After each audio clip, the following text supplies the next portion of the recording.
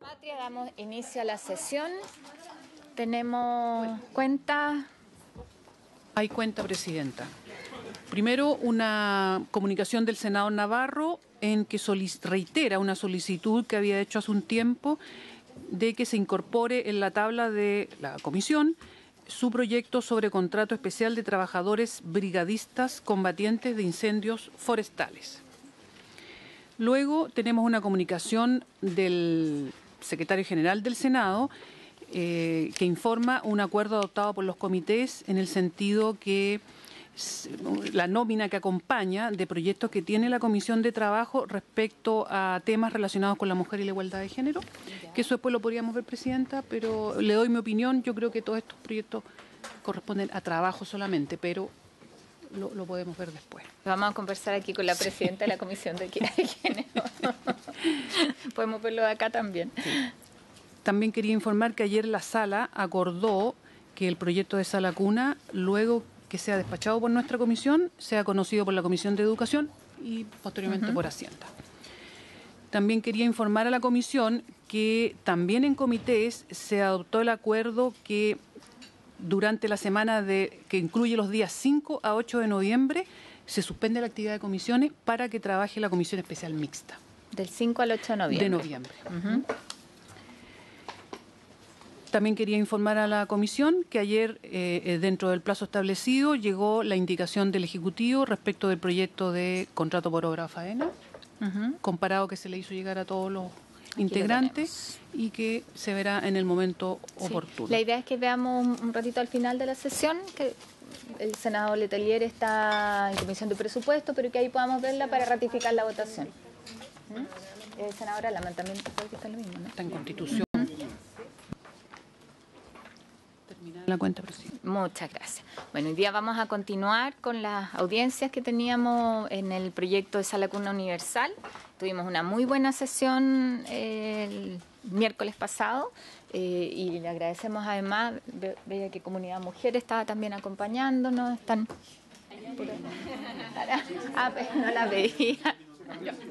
Claro, y habían asistido y les agradecimos la disposición para venir de nuevo a todos los representantes de la Universidad Alberto Hurtado y de Chile Mujeres. Así que vamos a partir con la Universidad Alberto Hurtado, vamos a seguir el orden de la tabla y después con la presentación de Chile Mujeres. Habíamos escuchado antes también el informe de la biblioteca y dar espacio ahí también a un debate, un diálogo que quedó pendiente, yo creo, en la sesión pasada. Le damos la bienvenida al ministro y también a la subsecretaria del Ministerio de la Mujer y la Equidad de Género. Muchas gracias.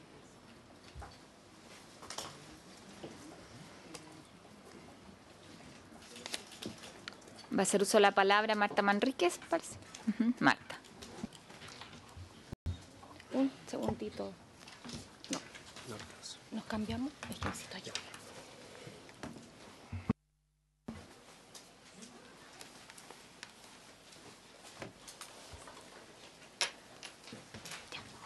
Gracias, senadora. Gracias, senadores, ministros. Bueno, lo primero, una presentación chiquitita porque no solamente estamos parte de la Universidad Alberto Hurtado, sino que también estamos con María José Bosch, que es la directora del Centro de Trabajo y Familia de la Universidad de los Andes, y Carlos García, que es el profesor de Economía de nuestra universidad. Y quien les habla, Marta Manríquez, directora de proyectos del Departamento de Gestión y Negocios de la misma universidad. Lo primero, agradecer que nos hayan invitado a ser parte de esta discusión tan importante para nuestro país y además una discusión bien que le tenemos bastante cariño porque llevamos muchos años trabajando en esto y promoviendo desde distintas organizaciones, algunas que estamos acá presentes, el avanzar sobre la modificación al artículo 203, ¿ya? Así que gracias por la invitación. También queremos saludar al gobierno, que está en este momento representado por el ministro Monkever, por haber tomado la decisión de avanzar sobre este proyecto y haber tomado la decisión también como Poder Ejecutivo de invertir en esta política que la verdad que es una deuda que tenemos hace mucho tiempo como país, y gracias a este proyecto hoy día podemos estar acá discutiéndolo y que esperemos que podamos avanzar de mejor manera sobre esto. Vamos a avanzar rápidamente sobre nuestra presentación. Vamos a pasar por un contexto actual muy rápidamente, que son cifras que todos conocemos. Vamos a hacer una bajada solamente con la tasa de uso del beneficio Sala Cuna. Vamos a seguir con el análisis macroeconómico y de conciliación que hicimos en conjunto entre la Universidad Alberto Hurtado y la Universidad de los Andes, mostrando los principales hallazgos y cómo se relacionan esto con la corresponsabilidad y la conciliación. Y finalmente vamos a dar nuestra opinión sobre el proyecto presentado, que es por el cual nos convocaron. Respecto del contexto comparado y tomando las dimensiones de la brecha de género, el porcentaje de mujeres que participan en cargos de toma de decisión y también sobre la diferencia salarial, tomando el ranking que hizo la OCDE, nos damos cuenta, bueno, de algo que ya todos sabemos, que Chile se encuentra 15 puntos bajo sobre el promedio de participación laboral que tienen los países miembros de la OCDE, y nuestras tasas de participación solo se comparan en la región con países como Colombia y México, en un rango entre el 40 y 50%, y debajo de esto, o sea, debajo de nosotros solamente se encuentran países con fuerte restricción a los derechos de las mujeres, donde encontramos estados con religiones como el Islam. Respecto de la comparación con la tasa de participación en América Latina, nos encontramos incluso 5 puntos por debajo. Hablando de las cifras nacionales, y para ser totalmente pertinente con esta discusión, nos centramos solamente en la participación femenina, con la desagregación de las mujeres inactivas y las razones de inactividad. Entonces, en esto nos encontramos que hay un 36.5% de las mujeres que no entra al mercado laboral por razones de cuidado permanente de algún familiar. Estas cifras son bastante alarmantes, digamos, son cerca de 1,5 millones de mujeres que está alejada del mercado laboral justamente porque tiene este tipo de trabajo no remunerado y por el rol que ha cumplido históricamente la mujer sobre el cuidado.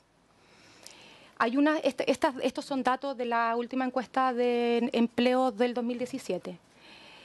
Para desagregar un poco más esta cifra, tomamos el estudio de la Subsecretaría de Economía del año 2016, ¿sí?, en donde avanzan un poco más y estiman que hay casi un 23% de esas mujeres que están inactivas por razones de cuidado, que son específicamente por razones de cuidado de sus hijos.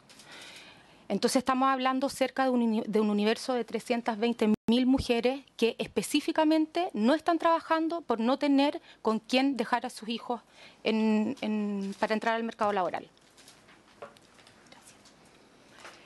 Respecto de la tasa de uso, nos encontramos que el 11,8% de las empresas están en obligación de entregar este beneficio, es decir, que ese porcentaje de empresas cuenta con 20 o más mujeres dentro de su planilla de trabajadores. De este porcentaje, encontramos que hay un 8,9% de empresas que tienen mujeres con hijos menores de 2 años, por lo tanto que son quienes deberían estar obligados a recibir este beneficio. Sin embargo, existe sobre esta tasa un 27,6% de empresas que no cumple con esta obligación. ¿Qué queremos mostrar con esto? Que finalmente no deberíamos alarmarnos de la baja tasa de uso que tenemos respecto del beneficio Sala Cuna. Se estima que hay un 26,5% de las mujeres asalariadas del sector privado que solamente accede a este beneficio, versus un 50,3% de mujeres que están en el sector público. Entonces, nos parece sumamente evidente que estemos conversando sobre esta temática respecto de la inclusión o el fomento de la mujer al mercado laboral, porque consideramos que en este momento ya no sigue siendo muy aceptable que desde nuestra legislación se sigan reproduciendo estos sesgos y sigamos reproduciendo en el fondo, discriminaciones y exclusión de la mujer por temas de cuidado. En este contexto, nuestra universidad hace más de 4 años que está trabajando en acciones para fomentar el ingreso de la mujer al mercado laboral. Y dentro de esas acciones y en el marco de los diálogos financiados por la Subsecretaría del Trabajo, llevamos a cabo una mesa sobre el 203 que duró casi 4 años, en donde era una mesa multipartita. Estábamos alojados y ejecutándola en la OIT, donde finalmente tomamos, después de discusiones, logramos algunos acuerdos que tienen que ver con los principios que deberían regir esta política. Y podemos resumirlo en 3, que son fundamentales desde nuestro punto de vista y que tienen que ver con el principio de corresponsabilidad, el principio de universalidad y del financiamiento solidario. En este marco es que tomamos la decisión de avanzar un poco más allá y de hacer una estimación de los costos que significaría una reforma al 203. Y este estudio lo hicimos de un mayor alcance, involucrando variables de conciliación. En este trabajo estamos trabajando como equipo con la Universidad de los Andes, con María José Bosch y Carlos García ahora, que es el economista quien lideró este estudio, nos va a mostrar los principales hallazgos del análisis. Perdona, ¿te paso la expresión? No, está bien así. Muchas gracias por la invitación. Voy a hacer un resumen del estudio, no voy a tocar los detalles. Primero, esto es un estudio que se basa en un modelo económico relativamente estándar que usan gobiernos, instituciones y en Chile el Banco Central. Y básicamente lo que hicimos en este estudio fue modelar las decisiones de trabajo y también las decisiones productivas, ¿de acuerdo? De tal manera de poder tener una medida de los beneficios que podría significar las salas cunas y los jardines infantiles sobre la economía desde una perspectiva global, ¿no? De equilibrio general, como dicen los economistas, ¿de acuerdo? Porque muchas veces la discusión se queda en lo que nosotros los economistas definimos como de equilibrio parcial, ¿de acuerdo? Pero cuando se hacen políticas públicas, esos efectos tienen efectos de segunda vuelta, efectos no solamente en las decisiones de trabajo, sino también en las decisiones de contratar gente, en los niveles de productividad. Eso se transmite finalmente a las decisiones de inversión, a los niveles de inversión y, por último, en el crecimiento de la economía. Entonces, dada esa fue la visión. Ahora, la literatura de esto es bien interesante porque está muy desarrollada en el resto del mundo y no mucho en Chile. En Chile hay mucho trabajo que los economistas le llamamos de microeconometría sobre este tema, pero a niveles agregados hay muy poco de este tema de estudios. En los Estados Unidos, en Europa, hay gente que se dedica a esto en forma seria y son sus agendas de investigación.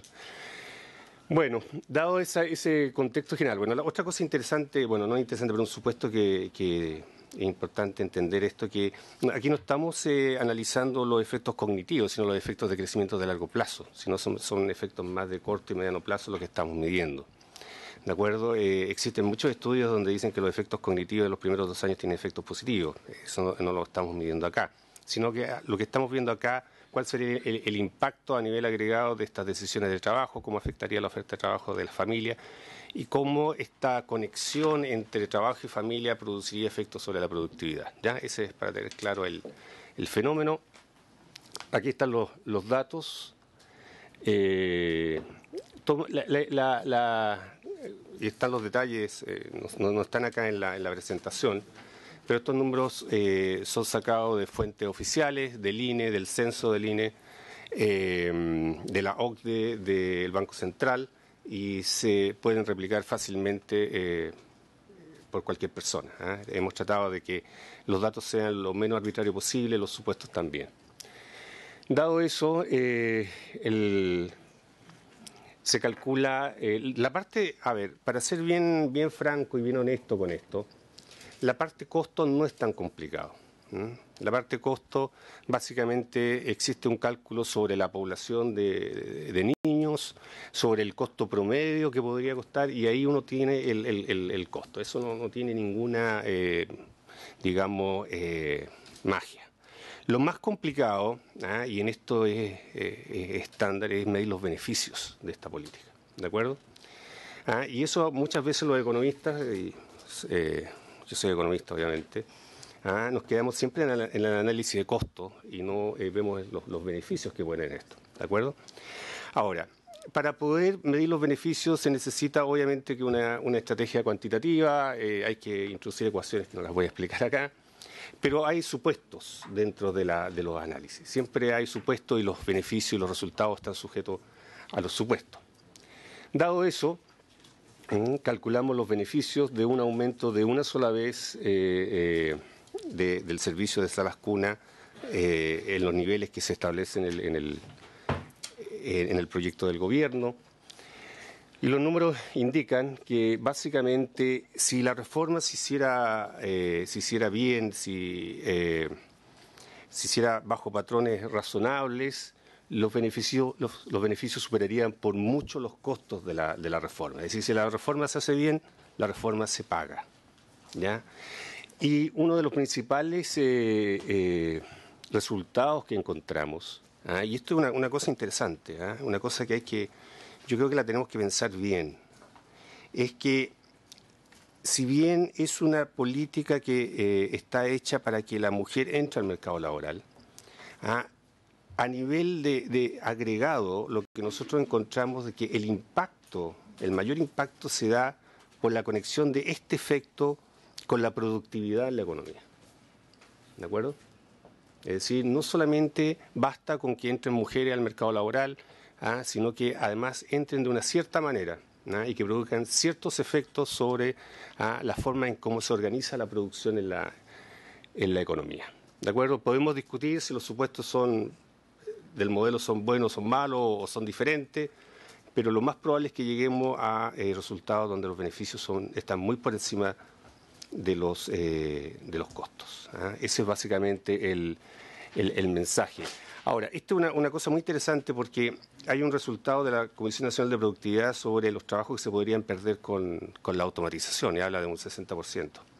¿Ya? El supuesto que está dentro del modelo para lograr esta cantidad de beneficio es que, y volviendo al tema es que las mujeres que entran al mercado laboral o la forma en que se relacionan las mujeres en la organización de la producción es de una forma eficiente, es decir, las mujeres no han perdido capacidad para trabajar, no están depreciadas en sus habilidades, etcétera, etcétera, ¿me entiende? Entonces, si uno le da una vuelta a esto, una vuelta es decir, esto está conectado muy de cerca con aumentar la capacidad de producción o las capacidades productivas de la propia economía. Es decir, si se hace un proyecto donde se logra digamos, ensamblar en forma razonable esta parte entre participación y productividad, vamos a lograr una serie de beneficios económicos. Ahora, como esto es un modelo macro y obviamente que tiene muchas cosas agregadas, se pierden muchas veces las conexiones precisas entre productividad y participación o entre productividad y familia. Entonces aquí María José es la que ha llevado más la parte más microeconómica de esta relación. Yo así que la dejo con ella. María José. Aquí, ¿no? Hola, muchas gracias por la invitación. Como dijo Carlos, yo me enfoqué más en la parte de productividad. En el tema de conciliación trabajo y familia hay dos grandes enfoques. Uno, sobre el conflicto que existe entre la distribución de recursos de una persona, tiempo y energía limitada, pero también existe otra parte donde nosotros podemos ver que las personas que relacionan trabajo y familia pueden llevar enriquecimiento traspasando recursos de un lugar a otro. Todos nosotros intercambiamos con las organizaciones en las que trabajamos activos tangibles, o sea, nuestro sueldo y otros beneficios que se pueden materializar, pero también activos intangibles, que es cómo nos sentimos, cómo nos tratan, cómo nos podemos desenvolver y si tenemos la tranquilidad de trabajar.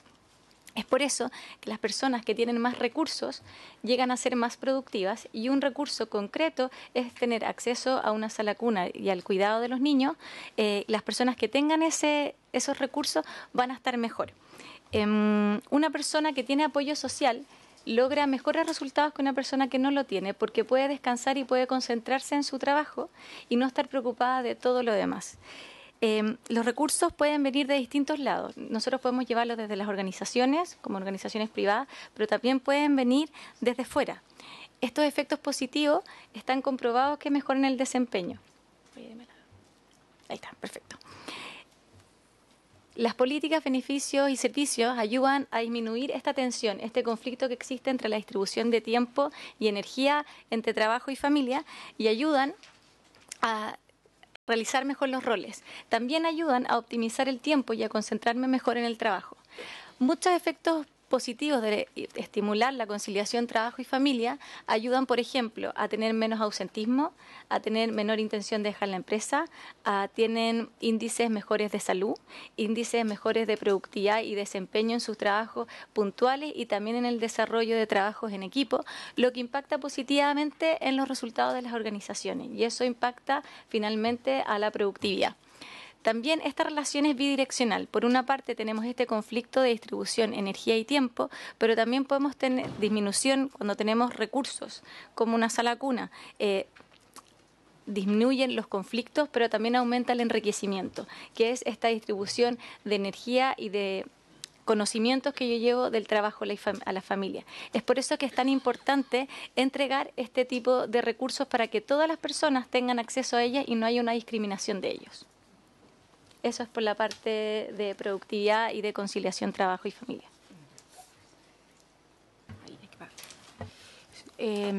Solo para agregar que, como mencionaba el profesor, el mayor hallazgo o los números de los beneficios vienen dados principalmente por la productividad, que es lo que acaba de mencionarnos María José.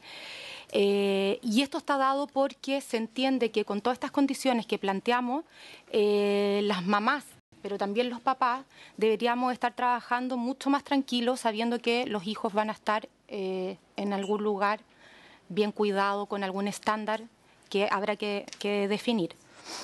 Ahora, finalmente, y para dar nuestra opinión como academia respecto del proyecto de ley presentado por el Ejecutivo, primero queremos destacar que es un primer gran paso que busca fomentar el ingreso de más mujeres al mercado laboral. Históricamente las mujeres hemos estado totalmente excluidas por temas de cuidado, así que desde ya nos parece que esto ya es un gran paso. Este proyecto también representa un avance hacia terminar esta discriminación y exclusión, específicamente por lo que está hoy día incluido en el artículo 203. Y también entendemos que el proyecto, tal y como está, hoy día ya constituye una mejora a la realidad actual.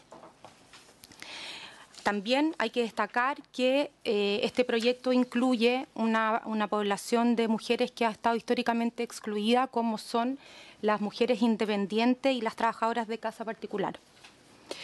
Ahora, sin embargo, como academia es de nuestro interés avanzar en una política de sala cuna inclusiva, que sea universal, corresponsal y que sea también solidaria, porque entendemos que esta es la base del país que nosotros queremos construir. Entonces también hacemos el reconocimiento que los recursos son limitados y que la cobertura está directamente relacionada con los recursos que estén disponibles. Sin embargo, nos parece que sería importante, en miras de seguir avanzando, de que se pudieran establecer los ingresos graduales de los beneficiados hasta llegar a la población total de los niños de 0 a 2 años, de madres y padres que trabajan. Entendemos que también en la medida en que todos estemos de acuerdo en lo que queremos hacia el futuro y lo que queremos como una política óptima respecto del beneficio de sala cuna, creemos que la discusión que se dé hasta llegar hasta ese punto debería ser un poco más fácil en respecto de los acuerdos que se tienen que lograr. El cambio del artículo 203 lo vemos como el principio de un camino que debemos transitar como sociedad para terminar con la discriminación que hemos sufrido las mujeres respecto del ámbito laboral. También significa que esto nos ayuda a avanzar concretamente hacia la igualdad respecto de las oportunidades, de las condiciones, del desarrollo, pero también viene a poner más legítimo la relación y la responsabilidad que tenemos tanto los padres como las madres en el cuidado de nuestros hijos. Eso, senadora. Muchas gracias, Marta. Vamos a escuchar al tiro a Chile Mujeres su presentación para después poder hacer consultas a todos.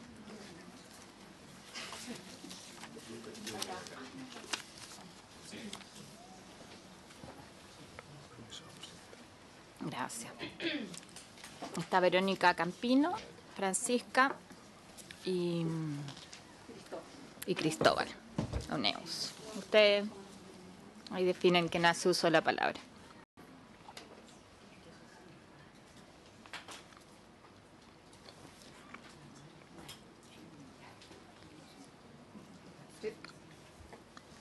Ahí sí, presidenta, muchas gracias por esta invitación, senadoras, senadores, ministro del Trabajo, ministra de la Mujer.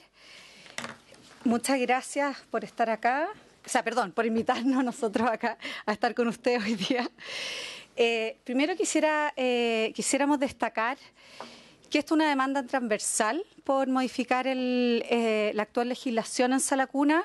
Yo he tenido la oportunidad de participar en varios proyectos emblemáticos como el postnatal parental, el proyecto de ley de reforma a la sociedad conyugal, de cuidado personal compartido de los hijos cuyos padres vivían separados, y nunca me había tocado presenciar, ser parte de un acuerdo tan transversal sobre la necesidad de reformar la actual legislación sobre Sala Cuna, que todos sabemos que limita la contratación laboral femenina. El 88% de las empresas en Chile contratan un máximo de 19 mujeres para no estar expuestos, ¿cierto?, a la obligación legal de tener o pagarse a las cunas. Sabemos que aumenta una brecha salarial inicial de hasta un 20%, y también obviamente influye en los niveles altísimos de informalidad laboral que tienen las mujeres en nuestro país. En la Fundación Chile Mujeres hemos hecho una defensa, hemos hecho una lucha por aumentar la corresponsabilidad parental, entendida como el principio por el cual ambos padres vivan juntos o bien separados, pueden participar de forma activa, equitativa y permanente en la crianza y en la educación de sus hijos, y también por fomentar la formalidad laboral. Nosotros creíamos y siempre hemos velado para que el proyecto de ley no encarezca significativamente a lo menos la contratación, porque eso significa fomentar aún más la informalidad laboral. Quisiera partir haciendo una comparación de lo que es el proyecto de ley y cómo mejora la situación con respecto a la actual legislación, para luego hacer una propuesta de mejora. Primero, es un proyecto que apunta al fondo del problema porque desvincula el costo de Sala Cuna a la contratación de mujeres. Y por lo tanto va a fomentar la contratación de mujeres y debería fomentar la formalidad laboral. No encarece considerablemente la contratación, por lo tanto no debería afectar la formalidad laboral. Estamos hablando de que el proyecto considera un 0,1% de cotización adicional con un máximo de 60 UF, o sea, lo que más se va a pagar por Sala Cuna por parte de los empleadores sería de 1.700 pesos. Esto también es significativo porque las pequeñas empresas contratan a menos personas y las grandes empresas contratan a más personas, y este 0,1% adicional es para todos, para hombres y mujeres contratadas, sean padres, no sean padres, sean madres, no sean madres, y de todas las edades. Y por lo tanto, las grandes empresas, a ser quienes más contratan personas en general, van a ser quienes más van a aportar a este fondo, y por lo tanto las pymes estarían quedando bastante protegidas con este 0,1% y con este máximo de 60 UF que estableció el proyecto de ley. Vemos acá un principio de solidaridad muy significativo porque es el valor que como país le estamos entregando a la maternidad y a la paternidad. Y por supuesto también al cuidado de los niños. El aporte del Estado se fortalece. El Estado acá está asumiendo un nuevo compromiso. El Estado, su compromiso hasta el momento ha sido, ¿cierto?, tener salas cunas, jardines infantiles, Junji Integra para los 3 primeros quintiles de meneros de ingresos más bajos, pero acá estaría apoyando a la mujer trabajadora contratada y aportando, ¿cierto?, a este fomento del empleo femenino.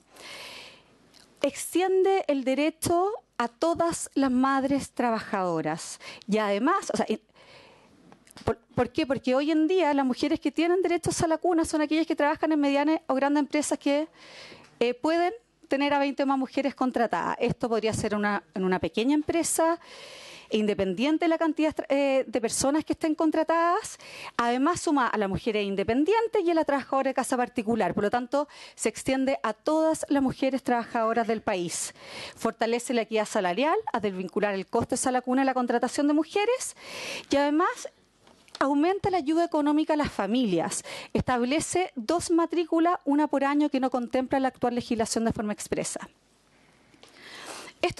Consideramos que este punto de acá es muy importante porque la actual legislación, al ser un deber del empleador que contrata a 20 o más mujeres, tener o pagarse a las cunas, muchas veces la empresa que no tienen sus propias salas cunas, muchas veces las que tienen, que son muy poquitas, las tienen en sus lugares, ¿cierto?, donde trabajan las madres, pero también llegan a acuerdos, ¿cierto?, llegan a acuerdos con redes y instituciones que prestan servicios de sala cuna, que muchas veces están totalmente desvinculadas de donde está la casa de la madre trabajadora o incluso donde está a veces el lugar de trabajo.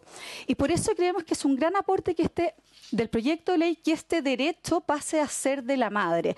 ¿Por qué? Porque ella va a poder elegir la sala cuna que más adecue a sus redes, que más adecue a lo que ella necesita, sea que esté cerca de su casa, sea que esté cerca de su lugar de trabajo, a lo mejor que esté cerca de la casa de su padre o su madre o del padre de los hijos, pero queda la elección, pasa a ser la titular de la elección, la madre, y eso que creemos que es un aporte muy importante para fortalecer sus redes de apoyo.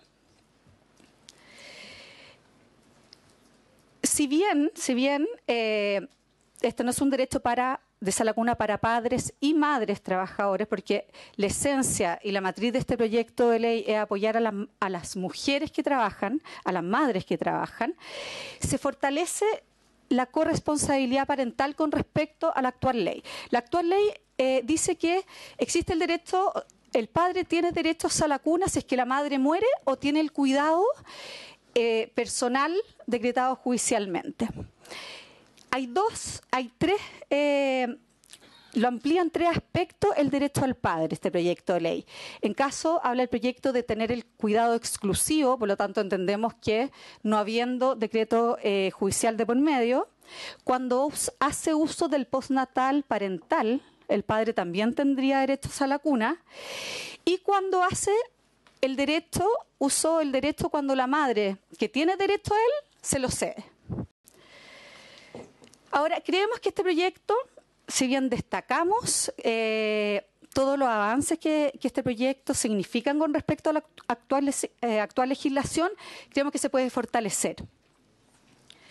Primero, creemos que tenemos que cambiar, y esto también lo hemos trabajado con el Ministro de Trabajo en una jornada de trabajo, cómo estamos conceptualizando los derechos a la maternidad, paternidad y vida familiar.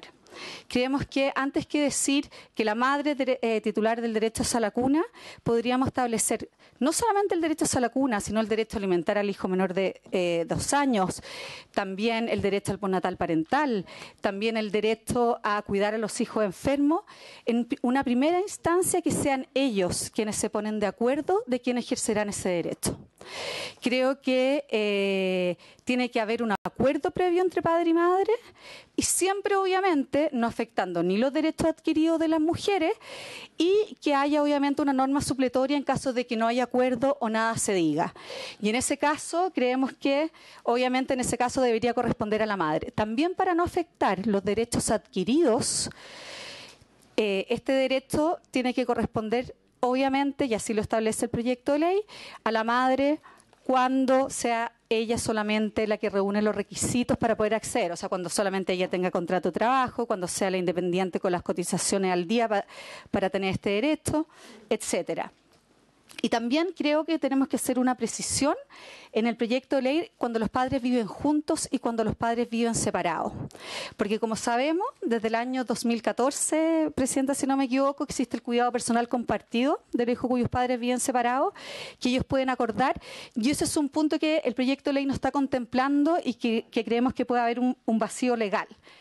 Por eso quisiéramos proponerle una redacción de un nuevo artículo del proyecto de ley, que sería el artículo 2, en que dice que tendrán el derecho las personas trabajadoras dependientes e independientes de casa particular que cumplan con los requisitos establecidos en esta ley. Tendrán derecho a acceder a las prestaciones del beneficio Salacuna el padre o la madre de un niño o niña menor de 2 años, según acuerden entre ellos. La madre, a falta de acuerdo o si nada se dice. El padre, si tiene el cuidado personal del hijo decretado judicialmente o habiendo acordado el cuidado personal compartido con la madre, el niño o niña tiene con él la residencia habitual. Tenemos que recordar que el cuidado personal compartido solamente lo pueden acordar padre y madre, no se puede decretar judicialmente. Y la ley de cuidado personal compartido te exige que tenga una residencia habitual ese niño con el padre o con la madre, no obstante haber acordado el cuidado personal compartido. La madre, si tiene el cuidado personal del hijo decretado judicialmente, esto obviamente la letra C y la letra D es cuando padre y madre viven separados, o habiendo acordado el cuidado personal compartido con el padre, el niño o la niña tiene con ella su residencia habitual. El padre, cuando hace uso del derecho en representación de la madre beneficiaria, de acuerdo a lo establecido en el artículo 10 de la presente ley, la madre de cumplir solo ella los requisitos para acceder al beneficio establecido por esta ley, para las trabajadoras dependientes, independientes de casa particular. Creemos que obviamente, no obstante, esta redacción puede ser perfeccionada a través de los asesores legislativos. Creemos que conversa muy bien con las normas de derecho de familia. Otra sugerencia con respecto al proyecto de ley es el lenguaje inclusivo. Nosotros al leer el proyecto de ley vemos los trabajadores dependientes, leemos del trabajador, aquel trabajador. Creo que tenemos que empezar a hablar mejor de las personas trabajadoras o también de las personas empleadoras. Con respecto al bono compensatorio, que si bien no está en el Código del Trabajo, está establecido por el dictamen del año 2004 por la DT, por la Dirección del Trabajo. Acá vemos que se puede producir un vacío que puede traer bastantes problemas con respecto a los derechos adquiridos, ¿ya? Primero que nada, en caso, este procede actualmente con respecto a los problemas de salud del niño o niña, podría, cierto, tener, si que así lo establece un médico, derecho a el bono compensatorio y que ese niño se cuide en su casa. También sigue diciendo la DT, en caso de turno de noche, lógicamente no funciona la sala cuna ahí, en lugares aislados, sin sala cuna o con sala cuna, pero sin autorización del Ministerio de Educación y en caso de faenas mineras. Con respecto a los tres últimos, con respecto al primero, si bien obstante perdería la posibilidad de tener acceso al bono compensatorio, no perdería el derecho a sala cuna, ¿ya? Por lo tanto, ahí vemos que se mantiene el derecho a sala cuna. Pero con respecto a los 3 casos siguientes, va a perder esa mujer que hoy tiene derecho a sala cuna por trabajar en turnos de noche, una enfermera que trabaja en turno de noche, una mujer que está en una caja de supermercado de 4 a 9 de la noche, que hoy día tiene derecho a sala cuna, con este proyecto de ley lo va a perder, ¿ya? Y creemos que eso no puede pasar, porque no puede, y a pesar de que su empleador va a pasar no solamente a pagarle sala cuna a ella, sino que a cotizar por sala cuna por todos los trabajadores de su empresa, esa mujer va a perder el derecho. Y eso creemos que es algo que podría ser mejorado en este proyecto de ley. Por lo tanto, proponemos un bono compensatorio que esté establecido en la misma ley, no dejarlo para un posible dictamen de la Dirección del Trabajo para los siguientes casos, porque no podemos dejar un vacío a mujeres sin sala cuna, porque esas mujeres tienen que trabajar. Primero que nada, en los turnos de noches y en horarios en que no funcionan las salas cunas, en lugares aislados sin sala cuna, en lugares con sala cuna, pero sin autorización del Ministerio de Educación. Cuando en la comuna no hay sala cuna, o cuando en la comuna hay sala cuna, pero no tiene cupos. ¿Por qué? Porque la matriz de este proyecto de ley es que la mujer pueda trabajar, pueda tener acceso a un trabajo remunerado y a un sueldo digno, y obviamente eso lo tenemos que fortalecer. También creemos que hay que aprovechar aquellas salas cunas que ya están en empresas, que por la ley vigente han hecho salas cunas, que esas salas cunas, si es que tienen la autorización del Ministerio de Educación, sean puestas sean parte del sistema, que las mujeres que trabajan en esa empresa, como otras mujeres, otras madres o otros padres de la comunidad, puedan también tener derecho, y que esas salas cunas, ¿cierto?, reciban la parte que les corresponde del Fondo Solidario por cada niño que atiendan. Dejo con usted a Cristóbal Uneus, consejero de la Fundación Chile Mujeres. Muchas gracias por la invitación, por su intermedio, Presidenta. Primero que nada, quiero felicitar al Ejecutivo por haber presentado este proyecto de ley. Yo creo que ya era hora. Respecto a las propuestas y las mejoras, consideramos que hay una cierta discriminación que no se entiende con respecto al acceso a la sala cuna, respecto a la jornada. Dice el proyecto que las personas que trabajan menos de 15 horas no van a tener beneficios a la cuna. Yo pienso una madre que trabaja en un mall sábado y domingo, no va a tener sala cuna, no va a tener derecho, trabaje viernes y sábado, no va a tener derecho a sala cuna porque tiene menos de 15 horas a la semana, 2 días, dos veces 8 horas. Y las que trabajen entre 15 y 30 horas van a tener 2/3 del beneficio, siendo que las independientes, solo por el derecho a cotizar y cumplir con los requisitos del monto, van a tener derecho al completo. Entonces aquí se produce una dicotomía que hay que tratar de compatibilizar. No es fácil, pero hay que tratar de compatibilizar, sobre todo si hay una agenda más grande que promueva, de cierta manera, los trabajos jornada parcial y menos horas, ¿no es cierto? Y la otra pregunta que nos hacemos es que, supongamos que quisiéramos tener una diferenciación por horas trabajadas, ¿cómo van a medir las horas trabajadas? Porque hoy día el seguro de cesantía, ¿no es cierto?, que es la fuente principal de información, no registra horas de trabajo. Una opción sería escanear en vivo todos los documentos de los contratos de trabajo. Eso va a significar un montón de trabajo, y con la alta rotación que hay le va a introducir una complejidad adicional. Pero además tiene el inconveniente que no registra las horas extras. Entonces yo podría tener un contrato de 10 horas para trabajar un día a la semana y después hago otras horas extras, y eso no va a estar permitido. Entonces la gente que tenga trabajos flexibles o que haga muchas horas extras va a ser perjudicada por esto. Entonces yo creo que aquí la idea y una de las propuestas que tenemos es simplificar este sistema bastante y no atarlo a las horas de trabajo. La segunda sugerencia que hacemos es que se pueda aumentar la cobertura sin encarecer sustancialmente el proyecto, y la primera es con las madres cesantes que accedan al seguro de cesantía del Fondo Solidario, que sea el fondo el que pague la sala cuna, para evitar que, si me quedo sin trabajo, se acabó la obra, se acabó la faena, no tengo el problema de que no puedo ir a buscar trabajo porque no tengo con quién dejar el niño. Entonces el Fondo Solidario para los indefinidos cubre 5 meses, entonces ahí puedo tener 5 meses para buscar un mejor trabajo y el niño está protegido. O si es por obra faena, tengo 3 meses, entonces ahí esos 3 meses los podría financiar el Fondo Solidario. Obviamente la Super de Pensiones tiene que verificar que sea sustentable esto y que lo pueda pagar, pero nosotros creemos que aquí se puede hacer una mejora importante en términos de cobertura y de protección, para que la madre sienta, voy a poder trabajar, y si termina la hora o no me gusta, mi hijo va a quedar protegido y no tengo que hacer todo de nuevo. Y finalmente una pregunta que nos hacemos, que impacta a muchas mujeres: ¿qué pasa con la temporera? La temporera que en la 6ª región, la 7ª región, en la 8ª región, que trabaja de octubre a marzo, ella sabe cuándo empieza y termina. Cuando se termina la obra, ¿va a tener que sacar al hijo al tiro de la sala cuna o va a poder terminar el año calendario? Yo creo que sería importante, en protección del niño, dado que ya trabajó, que el niño pueda terminar el año de sala cuna. Eso sería como un ideal. Obviamente hay que ver que sea económicamente sostenible con la cotización y el aporte del fisco ahora. Bueno, finalmente para terminar, muchas gracias, Presidenta, senadora, senadores. Bueno, en conclusión, el proyecto, y creo que el punto importante es que apunta a solucionar, y como hemos hablado acá, el problema de fondo, que el actual 203 del Código del Trabajo vincula el costo de salacuna a la contratación de mujeres y esto el proyecto lo termina y eso es muy relevante.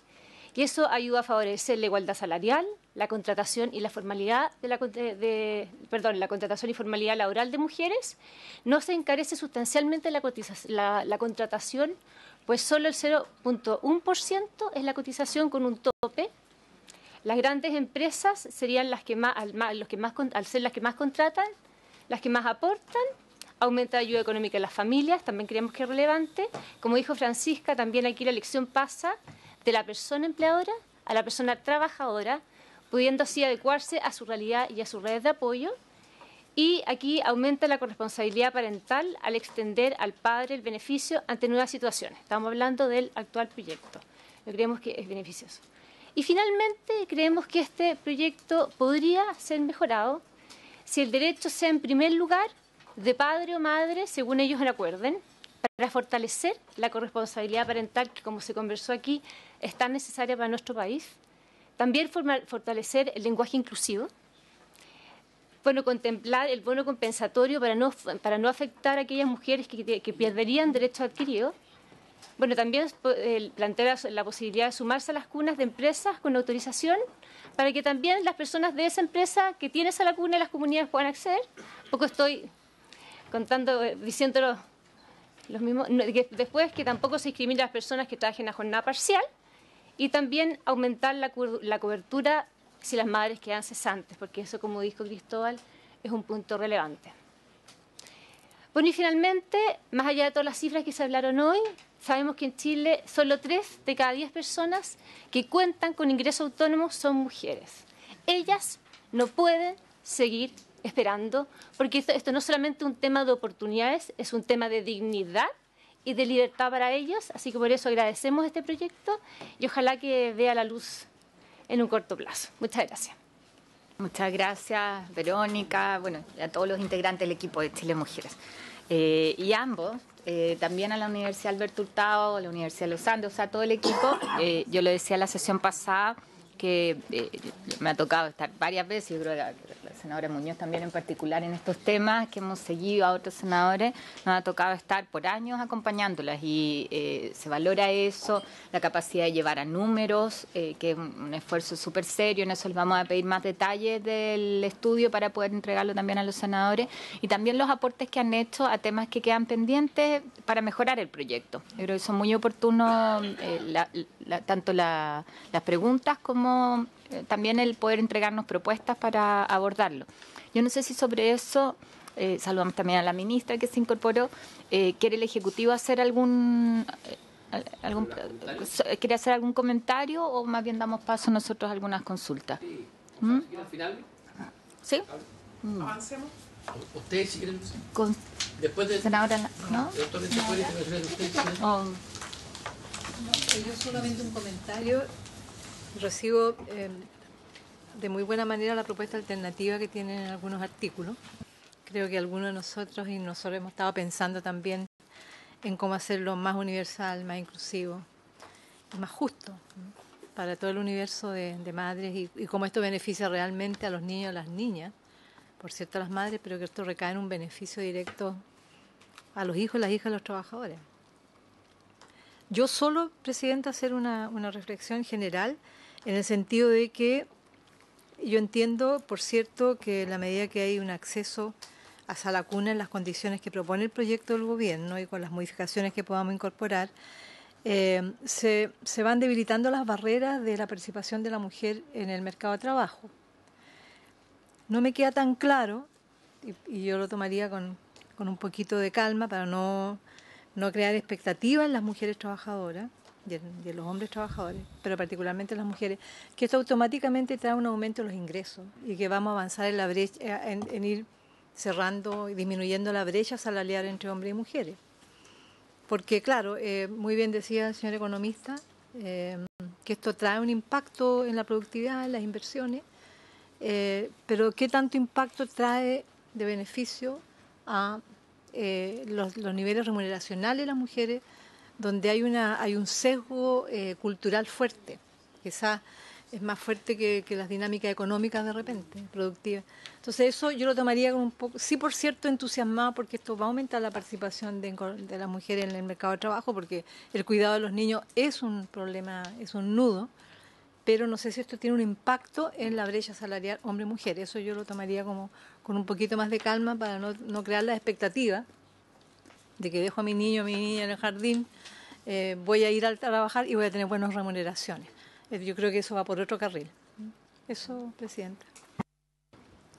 Yo quería pedirle, Marta, o el equipo de la Universidad Alberto Hurtado y los Andes, que si ayudan en la presentación, hacían un planteamiento respecto a la entidad administradora de los fondos. Me gustaría, si sobre eso pudieran profundizar, que es un tema que no sabe, de hecho, Comunidad Mujer explícitamente parece que, ahí te cambiaste, explícitamente dijo que no se iban a pronunciar, pero nosotros sí tenemos que pronunciarnos. Entonces, ese que es un elemento nuevo, voy a hacer las preguntas primero y después les doy la palabra. Y me gustaría que profundizaran el por qué les parece que debería ser distinto y un poco por qué vías podríamos tener la mejor fórmula. En el caso de Chile Mujeres, ustedes son bien enfáticas en decir, claro, avanzamos en que la decisión sea de acuerdo entre padre y madre. Y me encanta ese principio, un poco lo que hemos ido implementando en distintas legislaciones. Pero en la práctica lo que hay detrás de eso es que tanto el padre trabajador como la madre trabajadora tenga el derecho. Nos ponemos de acuerdo, una modalidad de cómo finalmente lo utilizamos. Pero a la base es similar al planteamiento ideal que nos proponían y que yo creo que coincidimos todos en que debería ser cada hijo, independiente de si es papá, mamá, que está trabajando, o sea, que tenga garantizado el cuidado y que ahí hay un punto que yo entiendo que desde el punto de vista presupuestario es complejo y lo tendremos que analizar en detalle. Pero cuando nosotros decimos si la mamá no trabaja, entonces el niño no tiene derechos a la cuna, estamos reforzando el que la mamá es responsable de la crianza. Y yo creo que todos hemos avanzado a decir aquí la crianza es responsabilidad del padre y de la madre. Probablemente eso se engarza igual con una política de educación donde esté la garantía de acceso desde los primeros niveles. Pero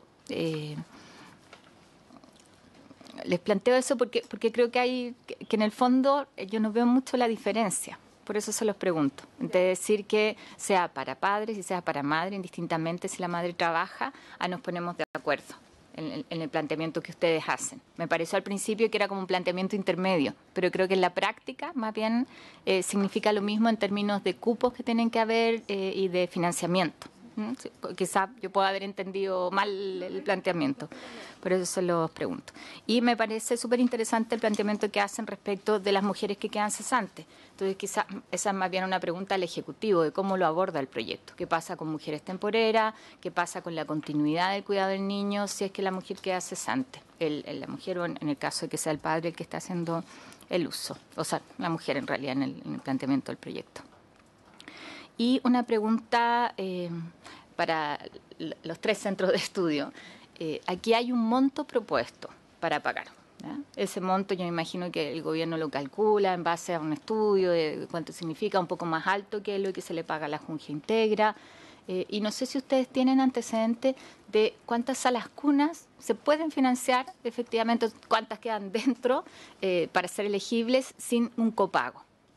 El tema del copago va a ser un tema de discusión complejo, entonces para nosotros sería muy útil poder tener datos que nos ilustren o sea, puede acceder al 50% de las salas cuna una mamá con ese monto o nos quedan fuera tantas. ¿Sería pertinente, piensan ustedes, poder aumentar ese monto? ¿Cómo ven el que exista también financiamiento de parte del trabajador en este caso o cómo se resuelve eso? Si nos pueden ilustrar sobre eso, una pregunta para los 3. Ahora sí, le damos la palabra a la Brenda. Gracias, senadora. Bueno, sí, muchas gracias por preguntarme porque hablé tanto, creo que se me debe haber pasado ese punto en particular. De las opiniones que tenemos o de las observaciones que hacemos del proyecto, efectivamente son 4, 2 que tienen que ver con los principios que ya conversamos, universalidad respecto de la población que accede al beneficio y que compartimos que debería ser para el niño más allá de si el papá o la mamá trabaja.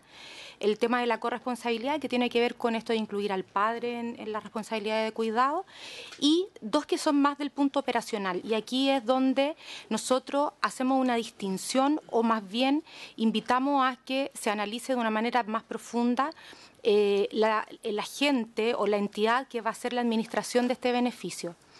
En el proyecto se plantea de que esta administradora en el fondo va a tener la facultad tanto de la administración de los recursos económicos como también de la operación del beneficio. Nosotros ahí entendemos, por todo lo que hemos estudiado y por todo lo que hemos visto también en el ámbito internacional, este beneficio, esta política es bastante compleja. No estamos hablando de bienes ni nada por el estilo, estamos hablando del cuidado de los niños. Y en ese sentido identificamos dos factores críticos que deberían ser analizados respecto de la entidad que administra. Uno, que justamente tiene que ver con la administración de los recursos financieros y que nosotros en el fondo sugerimos que esta administradora sea estatal o bien sin fines de lucro, entendiendo además que los fondos tienen un componente público.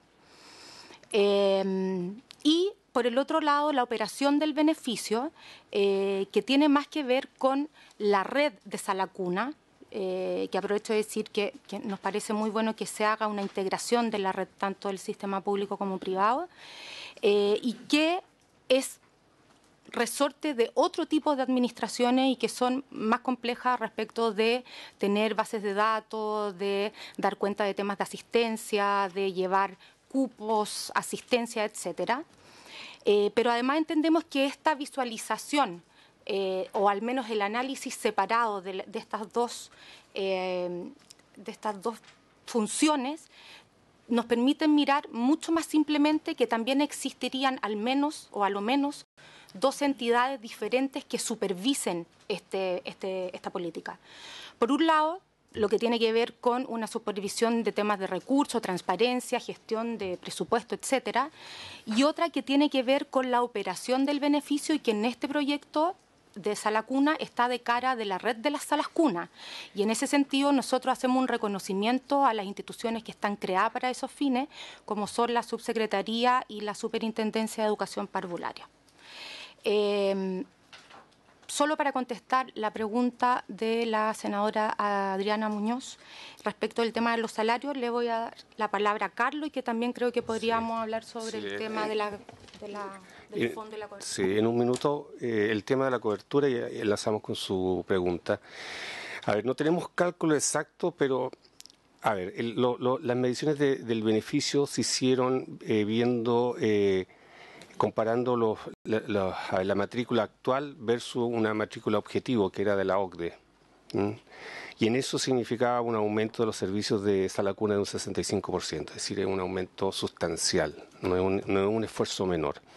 Ahora, eso enlazado con su pregunta, senadora, todos los beneficios que se mostraron en la presentación están bajo el supuesto de que esto es una política avisada, es decir, se necesita un cierto tiempo para que se derrumben ciertas fricciones en la economía y se pueda integrar esta política dentro del sistema. Eso es un poco lo que tenemos como... Gracias. Francisca. Bueno, con respecto a... ¿Puedo partir con el tema de la senadora Muñoz? Con respecto al tema de la brecha salarial, nosotros obviamente no podemos asegurar que va a tener un impacto directo en la disminución de la brecha salarial, pero lo que sí sabemos es que la actual legislación, por un estudio de Prada, Ricci y Ursúa del año 2015, aquellas mujeres que trabajan en empresas con 20 o más, por lo tanto obligadas a tener o pagar Sala Cuna, tienen una brecha salarial inicial de su primer ingreso, que eso afecta a toda la vida laboral, entre un 5 y un 20% por sobre aquellas mujeres que trabajan en empresas con hasta 19 mujeres, es decir, que no tienen la obligación de tener o pagar Sala Cuna. Por lo tanto, podríamos esperar que sí se vea que a lo menos un impacto al terminar con una ley que está aumentando la brecha salarial en nuestro país. Con respecto a la forma en que, de la concepción de este derecho, nosotros partimos al hacer estas propuestas desde una base muy realista, que es el presupuesto que tiene este proyecto de ley asignado por el Ejecutivo. Queremos que es un proyecto de ley que queremos obviamente no entorpecer, sino todo lo contrario, apoyar para que salga luego. Y sabemos que sea un derecho a la cuna para padres y madres trabajadores, el presupuesto se dispara. Pero sí creemos que conceptualmente tenemos que empezar a redactar leyes de forma diferente. Hay dos leyes que yo creo que han sido hito en este tema. Primero, el tema del postnatal parental, que por primera vez se estableció un derecho parental el año 2011 en nuestra legislación. Y el otro hito fue, si no me equivoco, el año 2014, con el derecho a alimentar a los hijos menores de 2 años, Presidenta, en que por primera vez la legislación permite que, no obstante ser un derecho para la madre, entre padre y madre podrán acordar que este derecho lo tenga el padre. Ahora, lo que pasa con esa reacción es que siempre en primer lugar está el derecho de la madre y en una segunda etapa, ¿cierto?, se podrá acordar. Se avanza con respecto al postnatal parental y con el derecho a cuidar al hijo menor de 1 año, menor de 18 años, en cuanto en estos derechos es la madre, valga la redundancia, que tiene el derecho a traspasar al padre. Por primera vez con el derecho a alimentar se habla de que los padres podrán acordar. Y yo creo que esa concepción es la que tenemos que fortalecer, porque las leyes tienen un impacto en la cultura que es bastante importante reforzar, no obstante, en este caso, sea una protección al trabajo de la mujer y un apoyo al trabajo de la mujer. Por eso lo que nosotros decimos es que sea un derecho a la cuna, ¿ya?, que el beneficiario sea de un niño de padres y madres, o sea, de padres o madres trabajadores de un niño menor de 2 años, según entre padre o madre, uno de ellos sea quien lo ejerce, siempre y cuando obviamente ambos tengan derecho a la cuna. O sea, nos puede pasar que tenemos algunos, ¿cierto?, que tienen, si es que el derecho procede, por lo tanto, si es que la madre, en el fondo, quien va a tener que cumplir estos requisitos, también entre ellos pueden acordar que lo ejerza el padre. Y también tenemos que tener esta norma supletoria de que a falta de acuerdo, si nada se dice, lo tenga la madre, porque no podemos entorpecer el ejercicio del derecho por la madre, no podemos esperar a encontrar, que muchas veces sabemos que hay padres que están ausentes y por eso esperar que siempre haya un acuerdo previo y no establecer una norma supletoria que sea para la madre podría afectar su derecho y podría afectar obviamente su oportunidad de empleo. Eso, no sé si aclaré los puntos. Leamos que termine la ronda, Alejandra, y Bueno, muchas gracias. Nosotros, senadora, seguimos manteniendo que es necesario avanzar a una normativa donde los padres tengan derecho reconocido al cuidado de los hijos. Efectivamente, el incorporarlos en este proyecto de ley hoy cuesta exactamente el doble. Nosotros quiero contarles que rehicimos nuestros ejercicios que presentamos en la sesión anterior. Corregimos solamente aquello que tenía que ver con las trabajadoras independientes y básicamente el escenario es prácticamente el mismo, no cambia. Nosotros habíamos calculado una recaudación de 58 mil millones y es 50, pero en términos de cobertura y de las beneficiarias, en realidad más o menos los escenarios que presentamos se mantienen de la misma manera. Nosotros, como les decía, hicimos ese cálculo, también proponemos una solución intermedia que puede ser bonito también, que es reconocer el derecho a los padres que sus parejas están hoy día estudiando, porque la verdad es que eso es una cifra bastante marginal y podría ser un paso importante.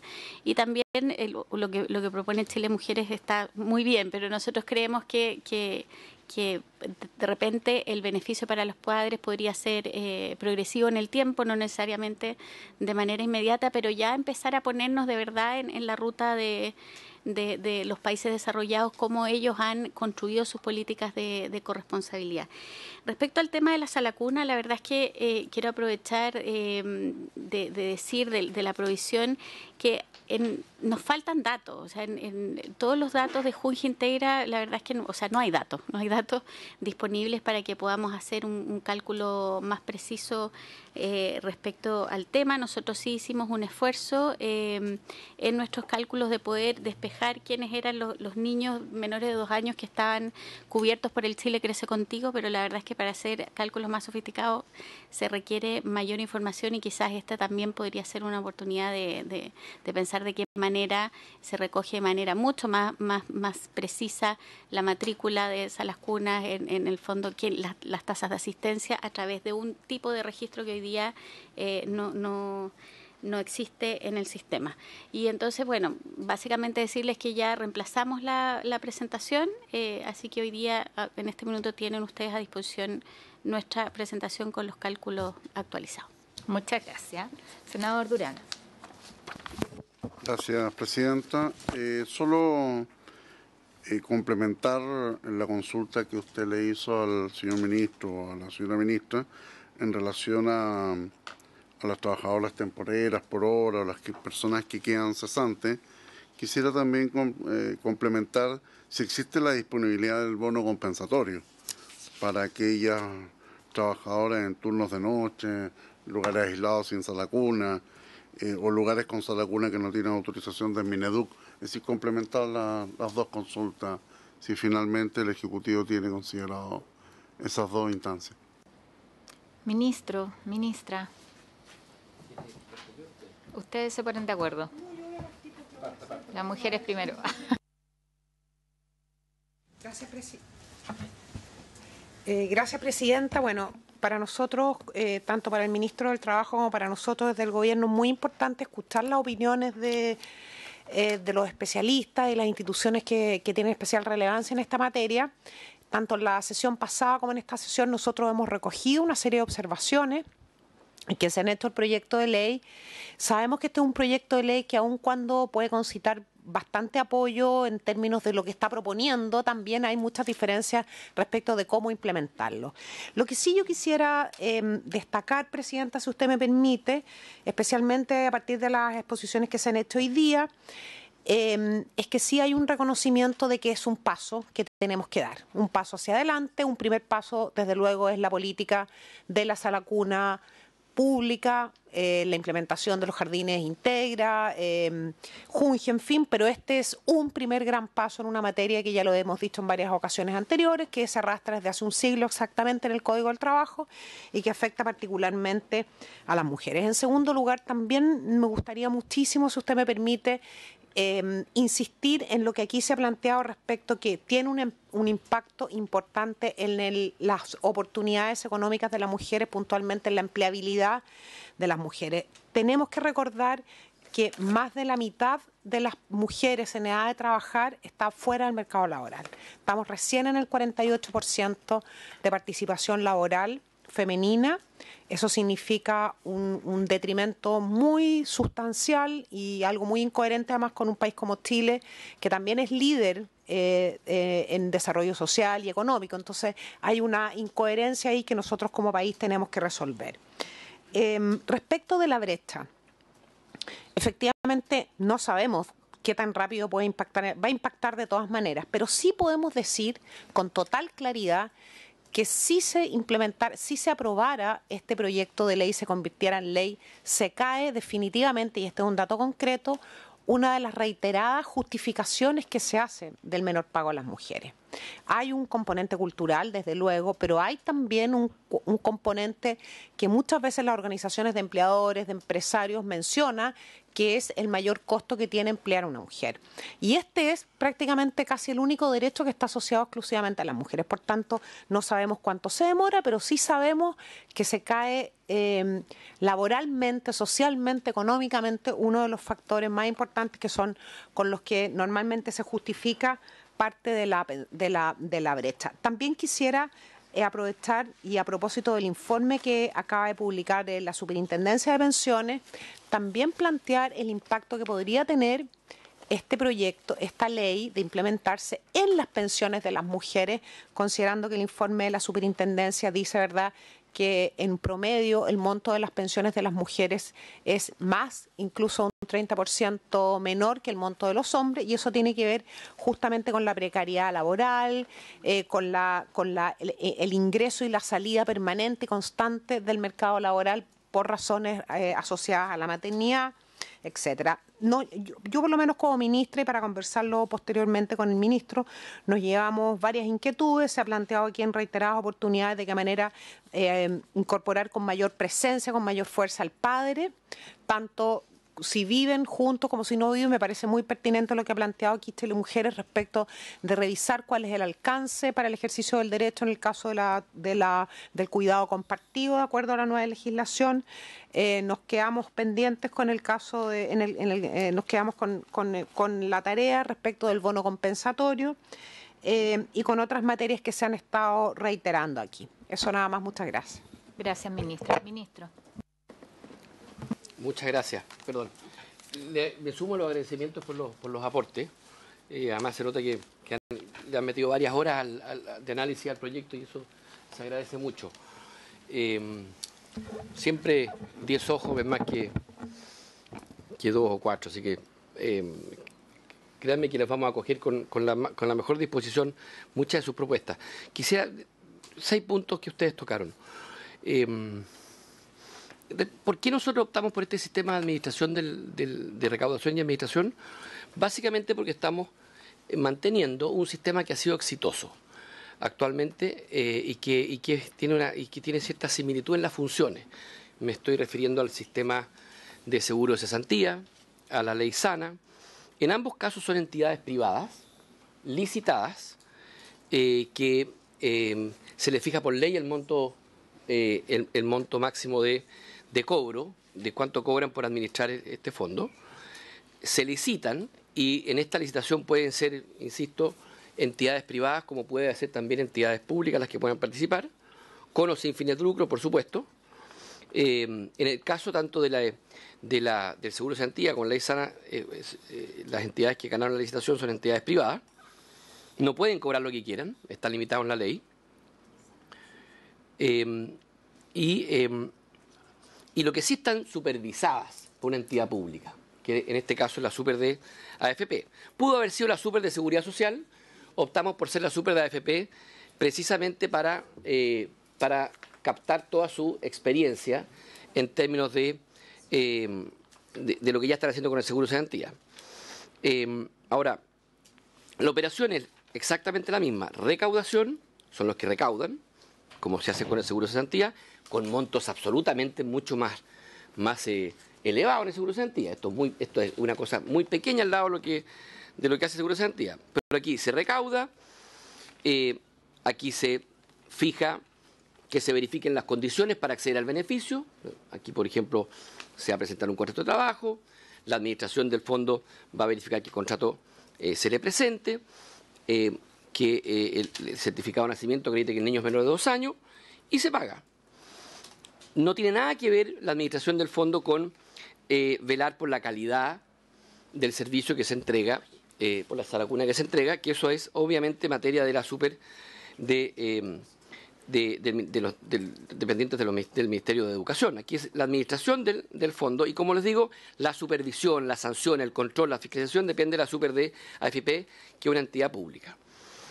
De tal manera que aquí no estamos innovando, estamos haciendo un poco lo mismo que ya se ha hecho y en nuestra opinión en forma bastante exitosa. No vemos una ventaja definitiva, puede ser, pero no vemos por ahora una ventaja definitiva en decir, no, que esto lo administre una entidad pública únicamente, o que sea una entidad que no cobre nada por hacer la administración de los fondos, la recaudación y el pago. Una cosa importante, a diferencia del seguro de cesantía, que acumula fondos, este sistema está diseñado para que no acumule la plata, sino que la gaste.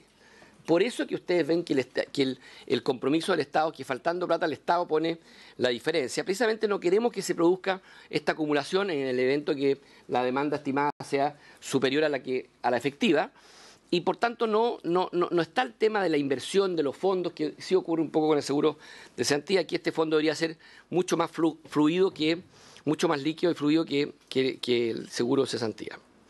Después, lo del bono compensatorio. Es un tema que por supuesto que le hemos dado mucha vuelta y vamos a seguir dándole vuelta, pero yo quiero solo aportar un par de datos. Lo que aquí se decía es cierto, no está establecido por ley el derecho a un bono compensatorio cuando no haya sala cuna o cuando tenga turnos de noche. Esto fue un dictamen de la Dirección del Trabajo que, déjeme decirle, está completamente superado. No se fiscaliza y nadie le interesa fiscalizarlo porque no se cumple. Hoy día el bono compensatorio se entrega con total libertad y las causales están solo en el papel. Cualquier empresa que quiera correr un mínimo riesgo dice, yo sabes que más no quiero ni hacer sala cuna, ni tengo convenio con sala cuna, te doy un bono compensatorio. Y en la práctica nadie fiscaliza, nadie quiere fiscalizar, y con eso, y yo estoy seguro que si esto llegara teóricamente a un litigio, no hay ni un sustento legal para que la empresa a su arbitrio pudiese cambiar su obligación de proveerse a la cuna por un bono compensatorio. Entonces, de tal manera que hoy día no está funcionando bien en estricto rigor el bono compensatorio. Son causales, insisto, que estableció taxativamente la Dirección del Trabajo, pero están completamente superadas, no se fiscalizan, y en la práctica el bono compensatorio se está entregando hoy día sin causales, y hay muy pocas sanciones al respecto.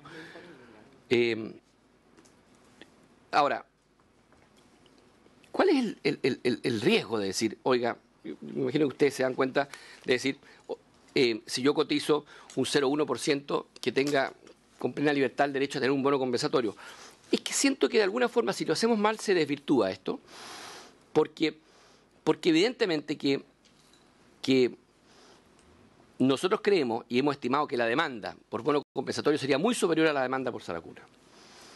Por los montos involucrados, por lo solidario que es el fondo. Piensa usted que con una cotización de 1.700 pesos usted obtiene un beneficio de 250.000 pesos y por 2 años, o hasta los 2 años, y en consecuencia podemos correr el riesgo de que finalmente muchas madres trabajadoras opten o prefieran el bono compensatorio que la sala cuna, y eso sí que es bastante discutible. Perdón, ministro, pero lo que plantean Chile Mujeres son causales muy acotados, donde no existe la posibilidad de sala cuna.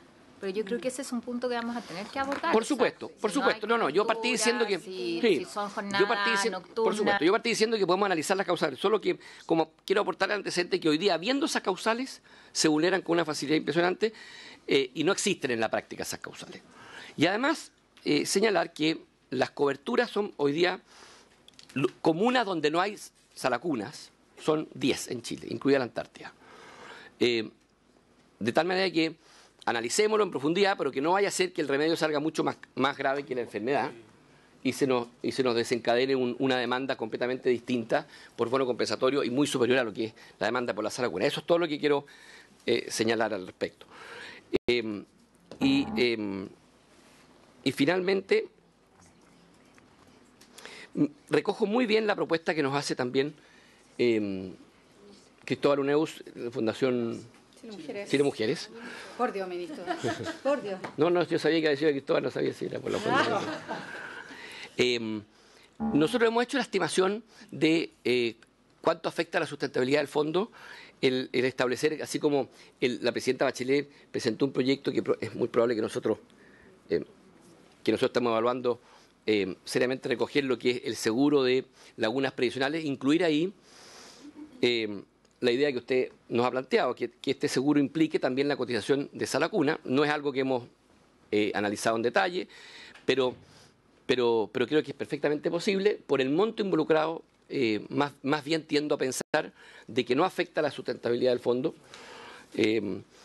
en sí mismo. Lo que pasa es que sumado a otros beneficios que uno quisiera incrementar en el fondo podría eventualmente afectarla, pero en sí mismo obviamente que no la afecta. Pero como no es el único, hay que hacer ese análisis un poco más en detalle. En caso contrario, si ese seguro no opera, me preguntaban por los temporeros, siempre el código contempla la posibilidad de que un trabajador o trabajadora por temporada puede inmediatamente después de finiquitado el contrato seguir cotizando como independiente para no perder el derecho a sala cuna. Eso es definitivamente así. Es complejo tener un sistema en que un trabajador temporero que trabaja 2 meses en el año, por esas 2 cotizaciones, finalmente tenga una sala cuna de 2 años. Sin embargo, los montos involucrados perfectamente es posible, y lo contemplamos en la ley, que ellos puedan continuar cotizando por los meses que quieran obtener beneficio de sala cuna como independiente. Y también me quedo dando vuelta y me llevo a la inquietud planteada por las coberturas en materia relacionada, o la relación que hay entre la cobertura y las horas del contrato de trabajo. Me quedo dando vuelta. Yo solamente quisiera poner un punto. El costo de reposición, o el cupo, como se podría decir,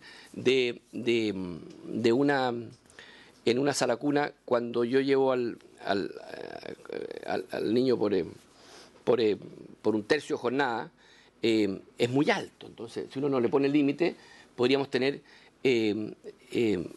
una disminución de la oferta bastante importante.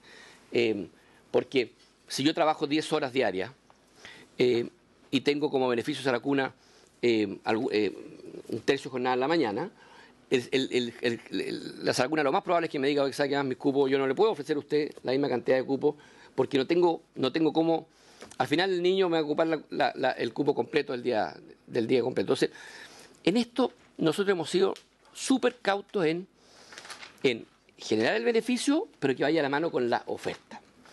Todos aspiramos a que esto sea, al final, lo más universal posible, y que involucre a los hijos de trabajadores.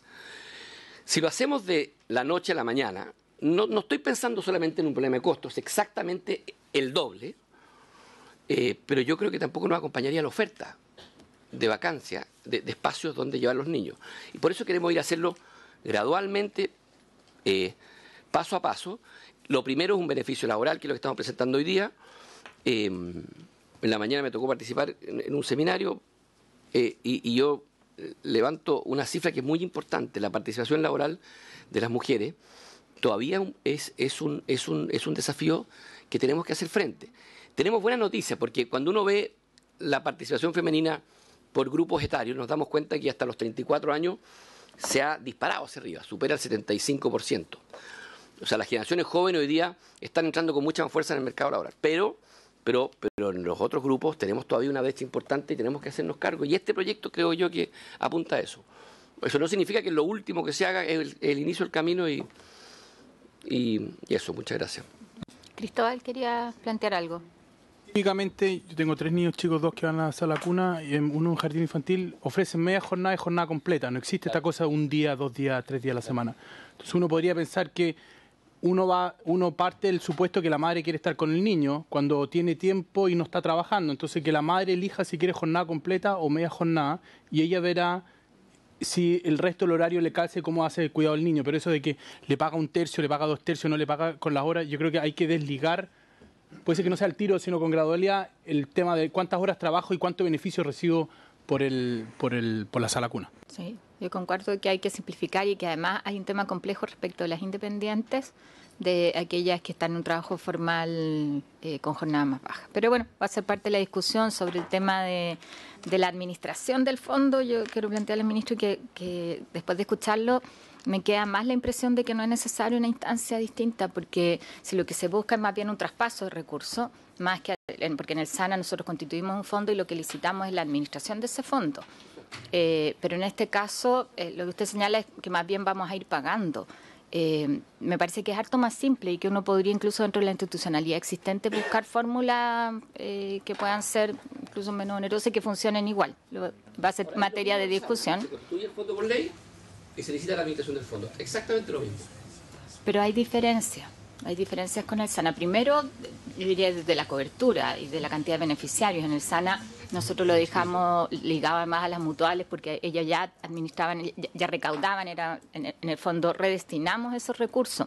Y son pocos casos si uno compara con acá, que estamos generando un beneficio además que aspira a ser universal. Pero bueno, yo creo que eso va a ser parte de la discusión.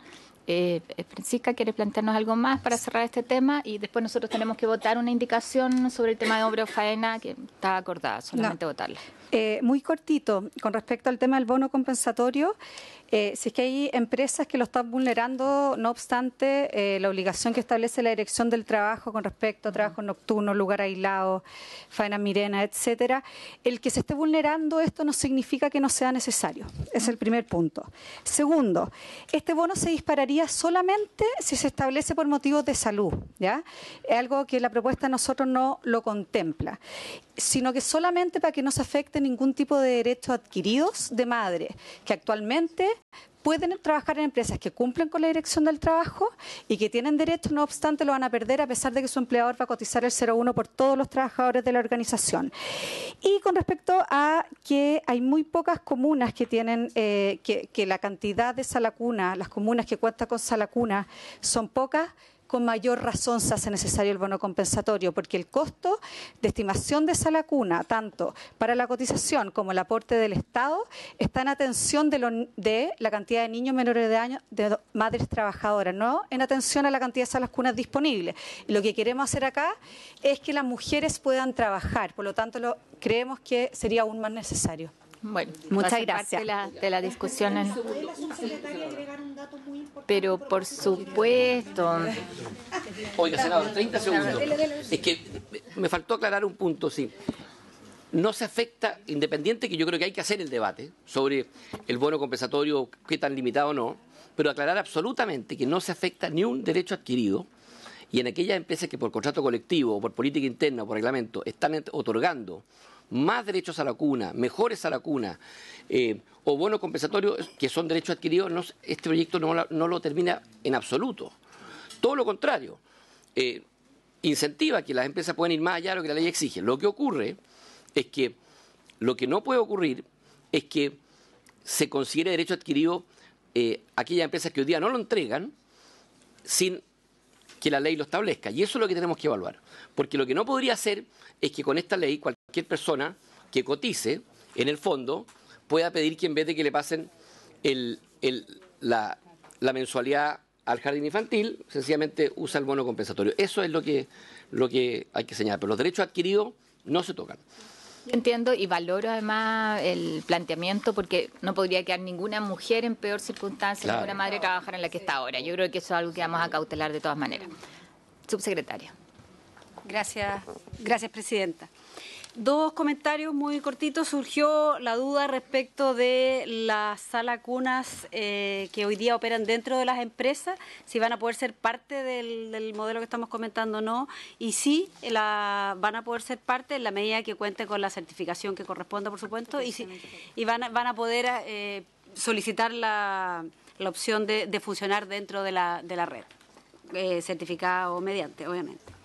Y además comentar que dentro de un trabajo de una cooperación técnica que estamos trabajando con el apoyo del BID, vamos a levantar un estudio de oferta y demanda georreferenciada de sala cuna, porque si bien es cierto de la oferta pública es donde tenemos mayor información, no es tan así de la oferta privada, incluido más aún lo que acabo de comentar de las empresas. Así es que es parte de los antecedentes que esperamos contar en el próximo tiempo para incorporar al análisis técnico del estudio y la propuesta.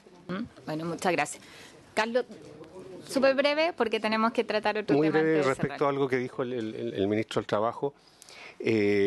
Según los cálculos que tenemos, si uno alcanzara los niveles promedio de la OECD, la participación de la mujer aumentaría a lo más en 4 puntos, que es un gran paso porque ahí estaríamos casi a mitad de camino del promedio de la OCDE. Entonces, mi punto es que si bien yo entiendo que hay restricciones financieras, presupuestos, etcétera, etcétera, pero también hay que pensar que la meta final debería ser otra, es decir, converger a los niveles de los países desarrollados para poder conseguir los objetivos que queremos, si no quedamos a medio camino con la reforma. Eso. Solo responder un segundo. Voy a mediar aquí el debate. Para que se vaya con optimismo. Nosotros en las estimaciones de uso nos ponemos la meta de llegar a los estándares OCDE en 4 años, lo cual ojalá fuera así. Fuera así. Ojalá. Sí, yo entiendo que hay como varias opiniones todavía. Me parece fantástico porque estamos haciendo un debate en conjunto. Creo que eso también es producto de la calidad de las presentaciones y el trabajo que hay detrás, que yo quiero volver a agradecerlo a todos los que han participado y bueno, invitarlos a que sigamos en esta discusión. Como ven ustedes, hay temas que tenemos que perfeccionar y yo creo que hay un desafío de cómo lo hacemos de la mejor manera en conjunto. Así que yo les invito en eso a hacernos llegar, a contactarnos, a plantear públicamente también propuestas. Tenemos un segundo punto nosotros que tratar hoy día que tiene que ver con el proyecto de obra o faena. Si quieren pueden salir, si no se pueden quedar.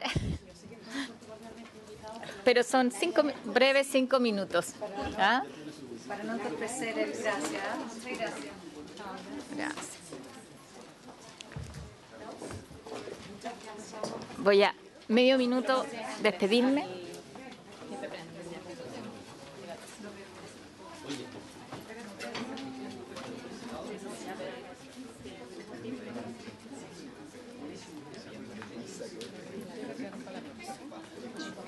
Quedaron para Hola.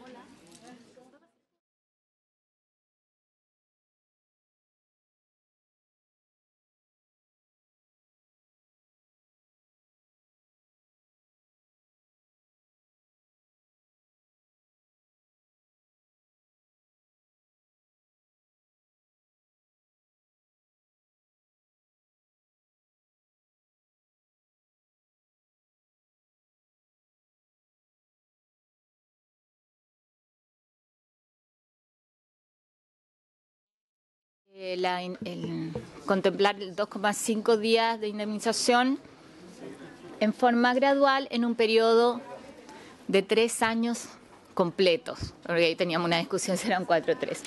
Estuvimos conversando y hay una propuesta de que el paso de 1 a 1,5, que debería darse después de 12 meses, sea en 18 meses y que se acote en la cola al final en vez de 1 año a 6 meses. Entiendo que eso es finalmente lo que se acordó y hay una modificación también que busca proteger de mejor manera la cobertura de FONASA para los trabajadores que quedan cesantes. Pancho, no sé si quieres explicarte un poquito más la indicación o la leemos. O lo vamos leyendo, Ya. Porque eso ya la vamos leyendo para votar. Presidenta, antes de empezar a leer, lo único que quiero decir es que hoy día el Ejecutivo acompañó el informe financiero. Del texto no se desprende lo que dice el informe financiero, pero igual tengo que dar cuenta. El Ejecutivo estima que este proyecto incide en la administración financiera del Estado porque estima un mayor costo fiscal de 316.886 miles de pesos en régimen asociado a la indemnización por año de servicio de los trabajadores por hora faena del sistema central de la administración del Estado. Conforme a nuestra ley orgánica, esta es mi opinión, debiera ir a la Comisión de Hacienda, pero ustedes son los que deciden ese tema, porque si uno ve el texto no dice nada. Esto es una información que hizo llegar el Ejecutivo. Hay que clarificar que indicación del Ejecutivo además y eso despeja cualquier duda respecto de si tenemos iniciativa o no. Perfecto. Empiezo, sí, en la primera página del comparado está, bueno, es una indicación formal en que se sustituye la palabra o la expresión artículo único por artículo primero porque el Ejecutivo propone la incorporación de un artículo segundo que más adelante lo vamos a ver, que justamente es el tema de los cotizantes de FONASA. Luego hay que avanzar a la página 8 sí, en que está la indicación 7A del Ejecutivo, en que propone reemplazar lo que se había aprobado por la Comisión, tanto en general como en particular en el segundo informe, y propone lo siguiente: incorporar un inciso tercero en el artículo 163 del Código del Trabajo, que diría: si el contrato celebrado para una obra o faena determinada hubiera estado vigente por 1 mes o más, el empleador podrá ponerle término en forma justificada en tanto pague al trabajador al momento de su terminación una indemnización equivalente a 2,5 días de remuneración por cada mes trabajado y fracción superior a 15 días en la forma y modalidad señalada en el artículo 23º transitorio, que luego lo vamos a ver, de este código. Dicha indemnización será calculada en conformidad a lo dispuesto en el artículo 172, siendo aplicable a esta lo dispuesto en el inciso segundo del artículo 13 de la Ley 19.728. Solo corresponderá el pago de la prestación antes señalada si se pusiere término al contrato por la causal de término del número 5 del artículo 159. El ejercicio del derecho establecido en este inciso por parte del trabajador es incompatible con las acciones derivadas de la aplicación del inciso primero del artículo 168, sin perjuicio de las acciones señaladas en el artículo 485 de este Código. No sé, Presidenta, si quiere que Francisco o el Ministro expliquen algo. Sí, es un breve trabalengua. explicación en simple para quienes están siguiendo esta discusión. Por eso esta sesión es televisada, entonces mejor que lo explique. Francisco. A ver, Presidenta, en realidad simple, no es tan enredado. La primera parte, que se modifica un poco la redacción, es que el empleador podrá ponerle término en la forma justificada, en tanto pague al trabajador. Se pone en el caso de que, sobre todo en el primer periodo en que las cantidades a pagar pueden no ser demasiado grandes, ¿qué pasa si no paga el empleador? ¿Ya? Por lo tanto, por ley, nunca va a tener un despido justificado si es que no paga la indemnización. Eso como primer término. Y lo último que se pone es decir, solo corresponderá el pago de la prestación señalada. Es solamente puesto en positivo lo que antes estaba en negativo. Decía, no corresponderá el pago de esta indemnización por las causales A, B, C, D, de otras. Estábamos simplificando el texto nada más, Presidenta. Porque efectivamente esta causal está diseñada solamente para los contratos por obra faena.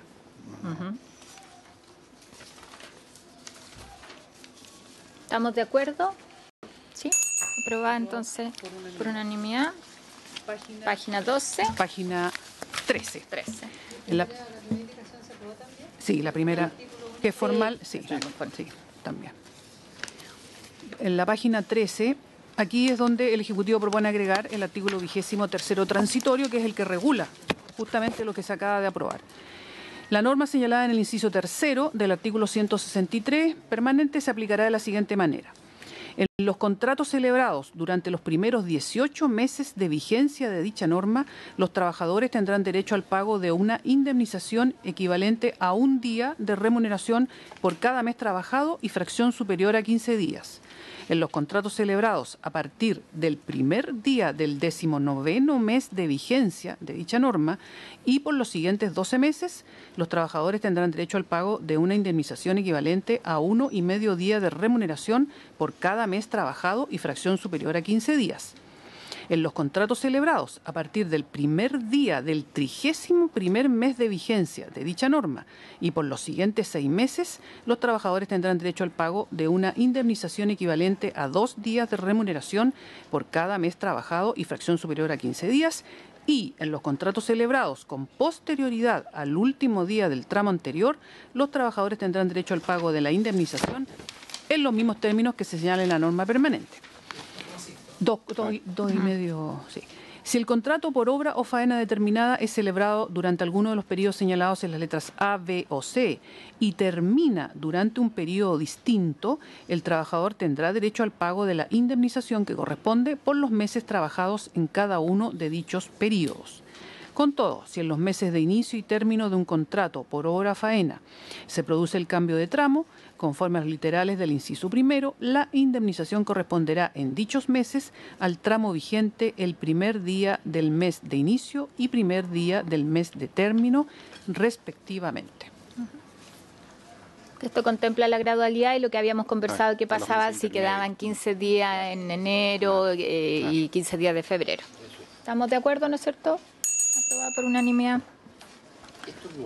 Esto es nuevo, sí. La indicación 13, el presidente de la República propone considerar el siguiente artículo segundo nuevo que se agrega al proyecto.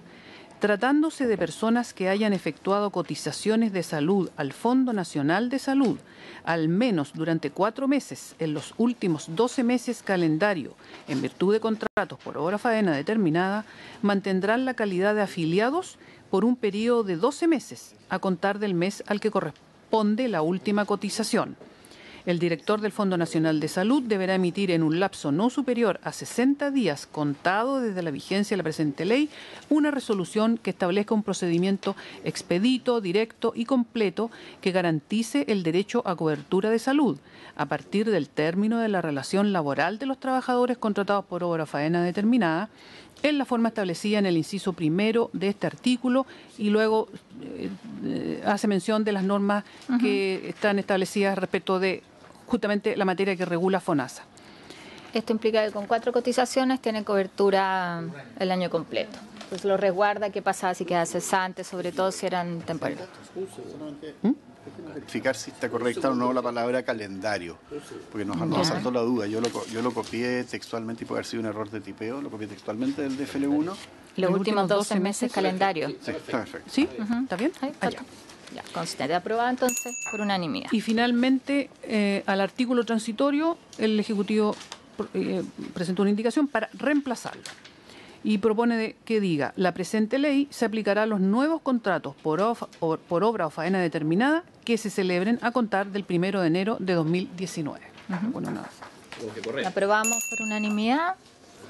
Y a mí me parece muy bien que hayamos aprobado este proyecto en este espíritu. De acuerdo. Yo me sumo, Presidenta, y agradezco la buena disposición. Use su micrófono para que quede registrado, por favor, ministro. Quiero agradecer en nombre del Ejecutivo y personal la buena disposición de todos los parlamentarios de esta comisión en haber logrado sacar adelante el proyecto y haberlo hecho de una forma que simplemente con una gradualidad que no ponga en riesgo ninguna fuente laboral. Así que yo le agradezco la disposición mostrada desde el primer momento en el acuerdo.